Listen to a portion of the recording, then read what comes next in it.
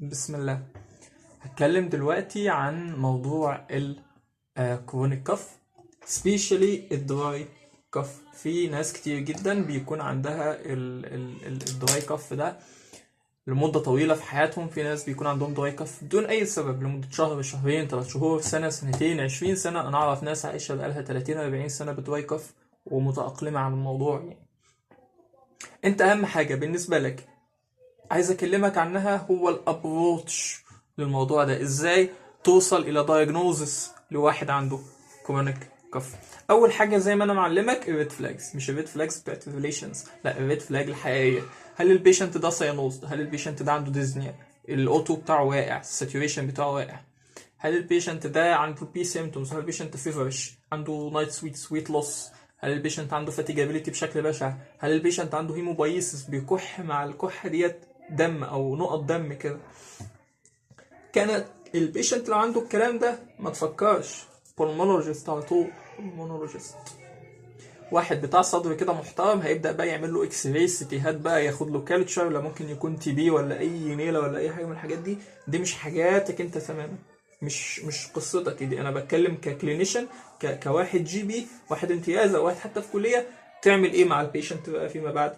انت اول حاجه هتاخد السامبل هيستوري، تاخد كومبليت هيستوري الاول للبيشنت. بعد ما تاخده المفروض بيفتح دماغك. هل البيشنت ده عنده ريفلكس مثلا؟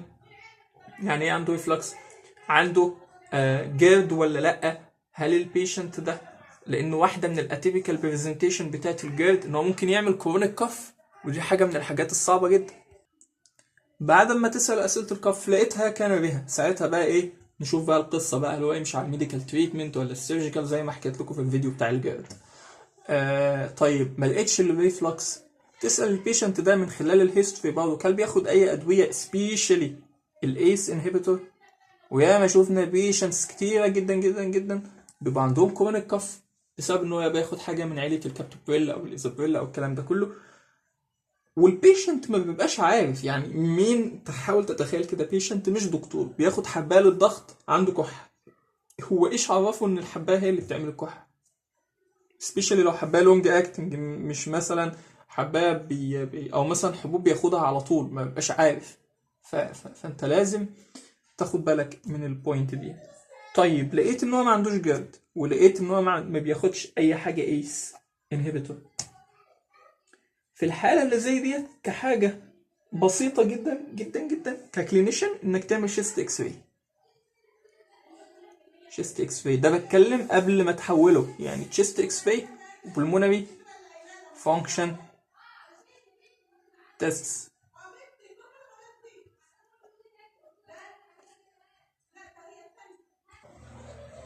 البتاع دول، وفي بعض الناس بيقول لك زود عليهم السي تي كمان كحاجه هاير انفستيجيشن. لقيت فيهم حاجة كان بيها هتوديه البلمونولوجيست وبرضه هيكمل الحوار ده. طيب ما لقيتش فيه حاجة، لا خلاص، انت كده لم يتبقى قدامك الا 2 differential diagnosis. اول حاجة اللي اسمها الايديوباثيك او الهايبر سنسيتيفيتي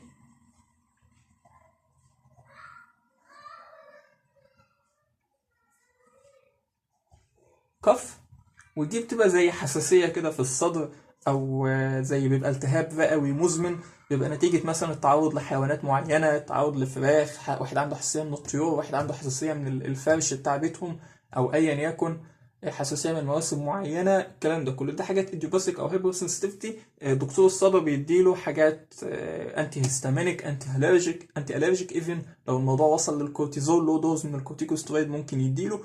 المهم according للبيشنت نيدز و according للبيشنت اكتيفيتي، وعلى حسب السيفيريتي بتاعت الكف ديت. في حاجة كمان اسمها ريفراكتوري كف. يعني ايه ريفراكتوري كف؟ دي كف تيجي من 3 إلى 4 أسابيع بعد الانفكشن. يعني البيشنت جاله نزلة برد مثلا، بعدها بأسبوعين 3 حتى شهر حتى يقعد يكح كحة ناشفة كحة ناشفة، ما بتروحش أبدا لو عمل إيه. الحاجات ديت للأسف العلاج بتاعها هو سيمتوماتيك. يعني ايه سيمتوماتيك؟ بندي حاجة كاف ميديكيشن، حاجة بتقلل الكحة شوية. عندك مثلا حاجة زي السيليجون تاب، ده ممكن تدي 1 في 3، وفي بعض الناس بيدوا 2 في 3 قرصين لمدة 3 مرات في اليوم لمدة أسبوع. ده بيعمل انهبيشن للسنتر، بيخلي الدنيا تهدى. في ناس بيمشوا بقى على الموضوع السوائل الدافيه، الهوت او الورم، بتاع فلويدز، برضه يشرب سوائل دافيه كل شويه، الحاجات دي بتهدي الدنيا شويه. في بعض الاعشاب زي الجوافه بيقول لك بتهدي الكحه جدا، اعشاب الجوافه. ده كل الحاجات اللي بتحصل يعني. اهم حاجه في الكف ديت انك تخلي بالك ان هي ما تعملوش، ما تبقاش predisposing factor لهيرنيا، لبايل، لايا يكن. فنحاول نعالجها على قد ما نقدر، لكن الحمد لله هي بتروح لوحدها كده كده اصلا. لو البيشنت يستحمل بتروح لوحدها من 3 ل 4 اسابيع. يبقى سريعا، اول حاجه تبص على الريد فلاج، لقيت فيها كان بها ما فيش، تكمل على السامبل هيوديك للريفلكس ويوديك للاي سي انهبيتور. تعمل الشيست اكس راي والبلمونري، لقيت فيها كان بها ما لقيتهاش، هتفكها في حاجتين، لقيت يوباسيك هايبر سنسيتيفيتي لريفراكتوري كف بس. ده موضوع كون الكف. اي كف عموما عندك، لا اما تدي تاب كون الكف دراي، حاجه زي السيليكون الواد ما بيحبهاش، اديله مثلا حاجه سيرب زي الاولفنت مثلا او الفينتو كف.